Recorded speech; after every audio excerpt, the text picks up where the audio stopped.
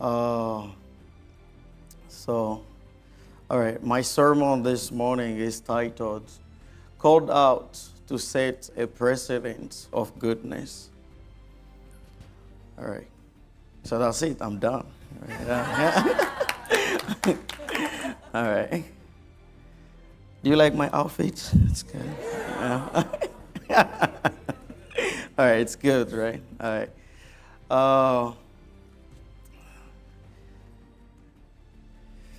It's been a great week, but a very challenging week also.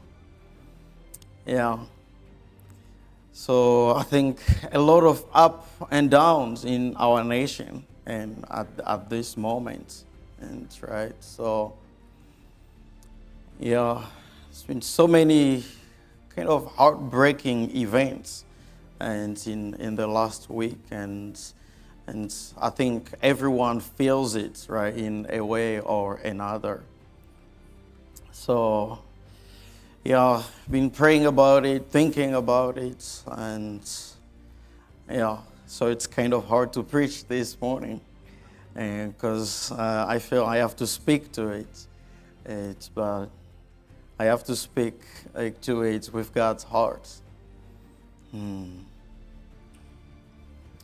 So, please pray for me. But it would be great.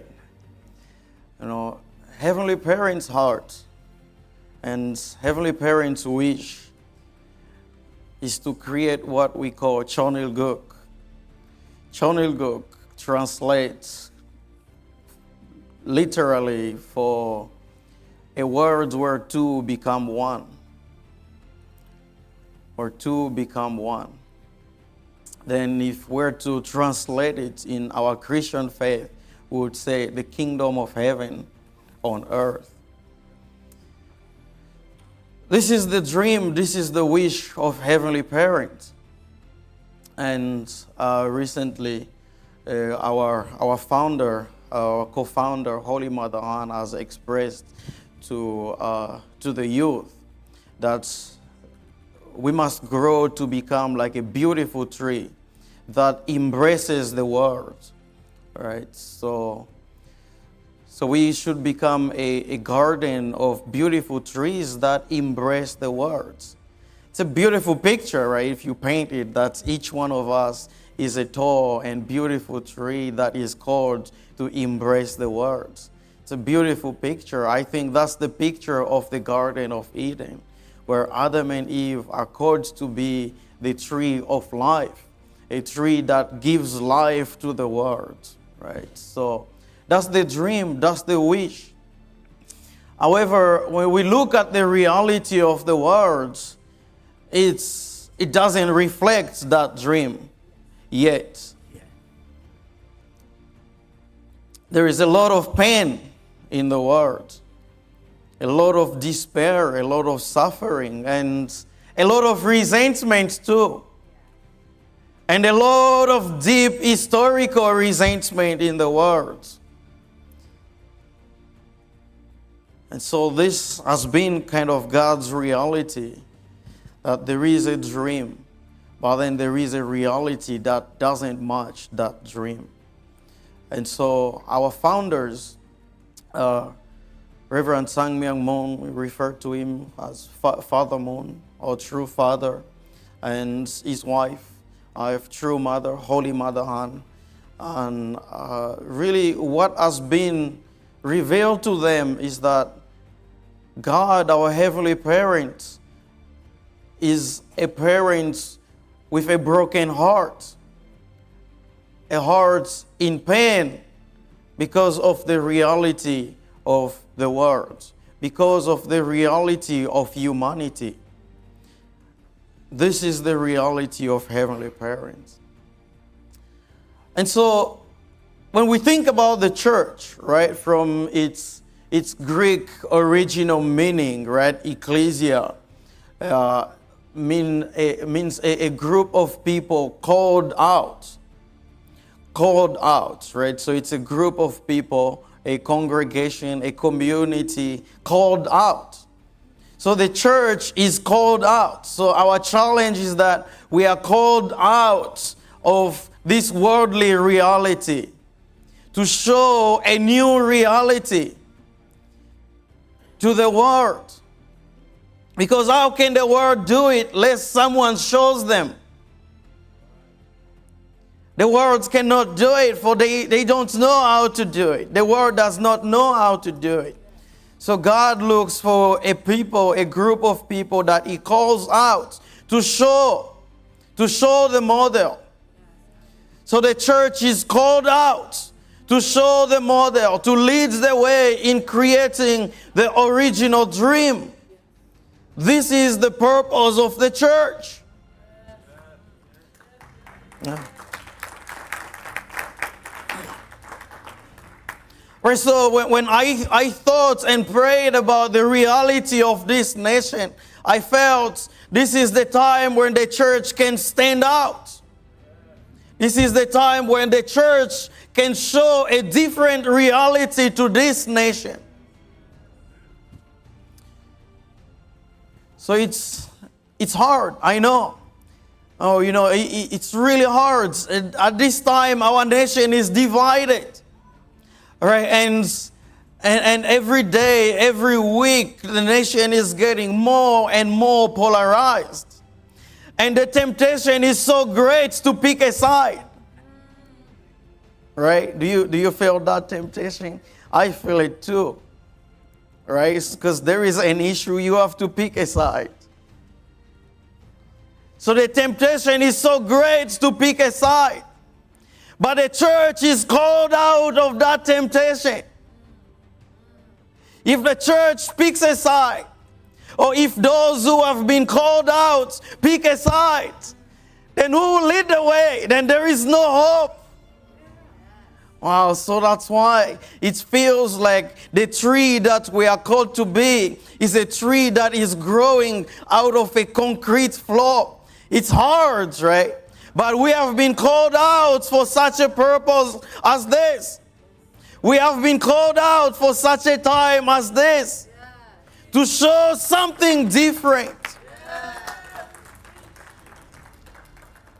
So this is our calling. This is the purpose of the church. To show something different. So we must show a different example to the world. That gives hope. That shows the way. But if we pick sides, then we have lost our ability to lead the way. So the church is called to be a parent. The church is called to be a parent that embraces as the nation and calls the sons and daughters and reminds them that you are my children. You are my sons and daughters. This is the responsibility of the church. This is the calling of the church. To call the people to the reality of our heavenly parent. That we are sons and daughters, we are brothers and sisters. And this is the message that should resonate out of the church. Or I was saying sometimes people ask me for my political opinion, which I have. But I say to them, I'm not your political analyst. I am your pastor. I am your spiritual leader who is to guide you into what God has called the church to do. So don't ask me for my political position.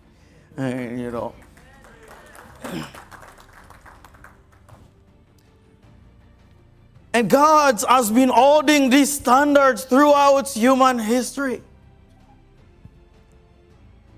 God has been holding these standards.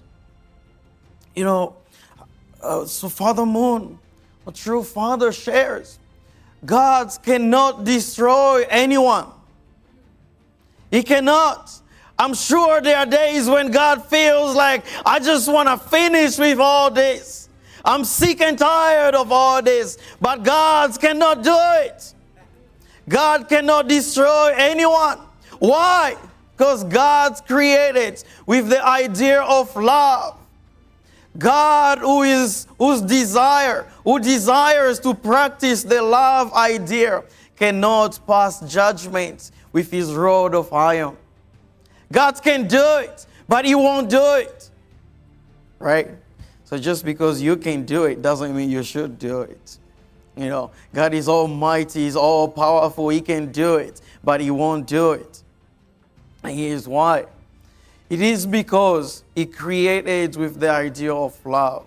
Therefore, even if that idea has not been realized, He cannot strike. If He were to strike, now listen to this, and left behind a tradition and habit of striking, there would be no way to resolve this. These days, there is a term called habitual, isn't there? In light of this, the absolute God must be able to bring about absolute enlightenment even without striking. Wow. This is the position that God, our Heavenly Parent, has been in. He cannot strike. How many of us felt the need to strike this week? How many of us felt the need to strike? All right. And I think by striking is not only with our hands, right? I know I'm wearing a military outfit today. Hey, but you know, we strike with our words. Don't you know that your words are like a sword? The words can cut sharply than a knife. So the Bible says, fear not those who kill the body. Fear not those who kill the flesh. Fear those who kill the spirit. And with our words, we can kill the spirit. How many of us felt the need to strike in such a way that we kill using our words? So we must always speak kind words. We must always speak loving words. This is why we are called out. We are called out to all on the standards of heaven, the standard of true love. This is the meaning of church. This is the purpose of church. To always speak in such a way that we give life. This nation needs life. It saddens me that the words spoken on the pulpit on Sunday morning do not convey the love of heaven. They are words that, the same words that the politicians are speaking, the religious leaders are speaking. The same words that those do not know God are speaking are the same words that those who have been called out are speaking. Those who have been called out have a different language. It's the language of heaven, the language of true love. This is the calling of the church. And God, throughout human history, has been calling. This is the quest of heaven, to find the people who can set a precedent of true love, a precedent that when we feel hurt, we love anyways. When we feel betrayed, we love anyways. When we feel mistreated, or we feel let down, we can forgive.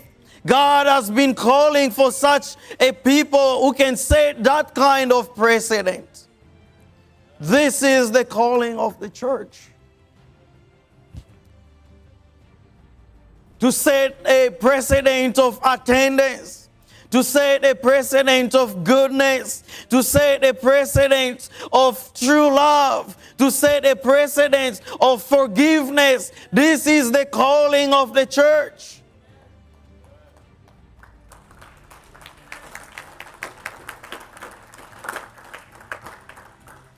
And so throughout history, Heavenly Parent's heart has been always calling and asking, whom shall I send? Whom shall I call out to set this kind of precedent? Whom shall I call? Who shall go out and set this precedent on behalf of Heavenly Parent in this world? This has been the cry of heaven. This is the calling of heavenly parents, and it's calling sons and daughters who can set this kind of precedent. So God is calling for individuals, for families, for churches, for nations who can set this kind of precedent, a precedent of true love. And this is the path that Jesus followed. Jesus followed this path, hanging on the cross, in deep pain, hurting and being mocked by the people, making fun of him and saying, if you are truly who you say you are, get yourself down from that cross. How much pain is that? Jesus felt so much pain in that moment. And he could have cursed the people. But instead, his prayer was that, oh, heavenly parents, oh God, please forgive them, for they know not what they are doing. They do not know what they are doing. This is the kind of precedent that Jesus set. And this is the kind of model that we have been called out to show to the world, where we can pray for those who persecute us. Just like Jesus prayed, Father, please forgive them. And you know, our true Father, Reverend Sang Myung Moon said, as Jesus complained, as Jesus held any sort of hatred, any sort of resentment in his heart, resurrection would never be possible. Well, we celebrate the resurrection, but it was only possible through forgiveness. The resurrection of this nation would only come through forgiveness.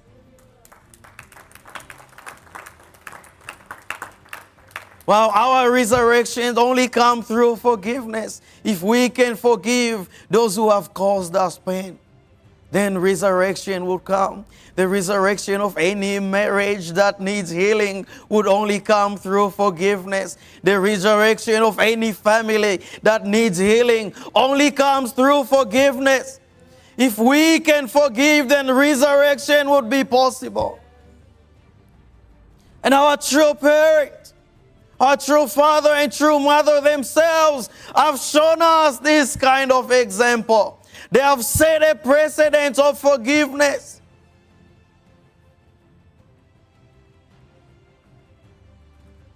When Kim Il-sung, the leader of North Korea, was seeking to kill them, they went to him and said, "You are our brother," and embraced him. And they melted his heart.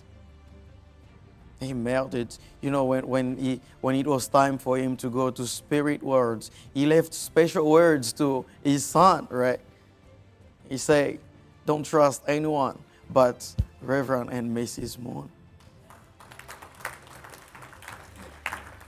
But they didn't agree ideologically, and our founders made it clear to them that we don't believe that your ideology will bring about the unification of North and South Korea. That your ideology will bring about the unification of the world because it is centered on you. We believe what will bring about unification is the practice of true love centered on God. They made it clear. And yet, they embraced each other in true love. This is the precedent that we are called to set. The Unification Church is investing its utmost effort to create such people. We are making such diligent efforts in order to create a quality of faith that can represent tens of millions of people. You must make up your minds to give yourself as a fertilizer to liberate heaven and free your descendant from this evil world. Brothers and sisters, we are called to set a precedent. We are called to show an example to future generations that we forgive. The future generations can look back and say, this was a difficult time for America, but the church but those called out by God practice true love. So they know that when we are faced with challenges and difficulties, we practice true love. How would they know unless someone shows them? Someone must show them. Someone must set a precedent that we forgive, we love. This is the purpose of the church. So our true mother, Holy Mother Anne, has now proclaimed that this is the era of harmony and peace. This is the era of harmony and peace. Then she proclaimed that in this era the world needs peacemakers and reconcilers more than ever before. See, we have enough Republicans, we have enough Democrats, but this nation needs sons and daughters who can go out and practice the true love of heaven. This is what this world needs at this time. And this is what our true mother is calling us to practice. Let us become peacemakers. Let us become reconcilers. Where there is division, let us bring unity. Wow. Let there be hope. You know, I was debating whether I should say it, but I'm going to say it anyways. And you know, there is one clergy pastor who is very close to us.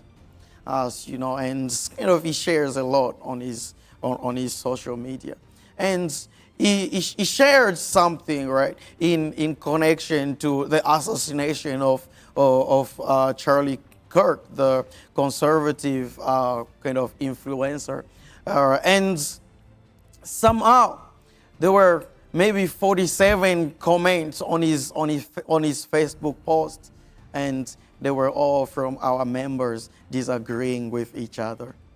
Going back and forth about the fact of the matter.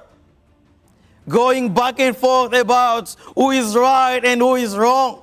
And then he came back and said, it is interesting to me that the people arguing on my Facebook post are all members of the Family Federation. Then he said, leave me alone or come and work with me in realizing the idea of true parents.